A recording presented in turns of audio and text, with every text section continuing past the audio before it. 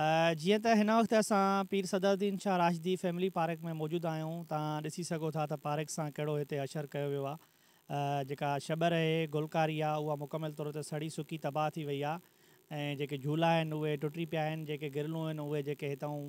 पटिजी तबाह थी वियूं आहिनि ऐं कोई बि सफ़ाई जो निज़ाम कोन्हे को। मां हिकु महीनो पहिरियों चीफ म्यूनसिपल ऑफिसर ख़ैरपुर खे लिखत में दरख़्वास्त ॾिनी त पीर सदरुद्दीन शाह राशिदी ख़ैरपुर जे मसरूफ़ तरीन सिविल अस्पताल रोड ते हीअ ख़ूबसूरत पार्क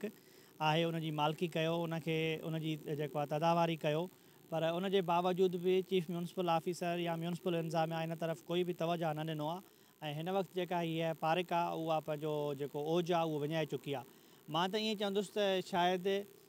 15 साल जेको पीपल्स पार्टी जो हुकूमती दौरु आहे उन में पीर सदरुद्दीन शाह राशिदीअ जे नाले खे हिननि तहसुब परस्तीअ जे बुनियाद ते हीअ जेका पार्क आहे असांजी उनखे तहसुब परस्तीअ जे करे नज़रअंदाज़ कयो आहे त सिर्फ़ु इन ते पीर सदरुद्दीन शाह राशिदी यूनुस साईं जो नालो आहे। अगरि जे इहे कंहिं ॿिए नाले ते पार्क हुजे हा त शायदि उन सां ईअं न थिए हा, पर मां अहिड़ी लिखत में दरख़्वास्त बि ॾिनी आहे ऐं गुज़ारिश बि कयूं था इंतिज़ामिया खे, ज़िले इंतिज़ामिया खे, म्यूनसिपल इंतिज़ामिया खे ऐं फॉरेस्ट डिपार्टमेंट खे त हीअ जेके पार्कूं आहिनि इन में सिर्फ़ु फंक्शन लीग जे माण्हुनि जा ॿार हिते खेॾणु न ईंदा आहिनि। हीअ आम शहरनि जे लाइ आहे, आम पाड़ेसरनि जे लाइ आहे ऐं उनखां वधीक इहा ॻाल्हि आहे त हीअ फैमिली पार्क आहे। हिते राति जो फैमिली वॉक कंदियूं आहिनि, उन्हनि जे लाइ न लाइटिंग जो सिस्टम आहे, न हिते गुलकारी आहे, न हिते का ॿारनि जे लाइ झूला आहिनि, सभु उहे हथ सां हिननि तबाह कया आहिनि। सो असांजी गुज़ारिश आहे त फ़ौरन इन शइ जे ते नोटिस वरितो वञे ऐं पीर सदरुद्दीन शाह राशिदीअ जे जेको नाले ते हीअ पार्क आहे उन सां तहसुब परस्तीअ जो जेको बुनियादु आहे उहो ख़तमु कयो वञे ऐं हिन पार्क जी ॿीहर मरमत कराए उनखे साॻी ओज ते बहाल कयो वञे।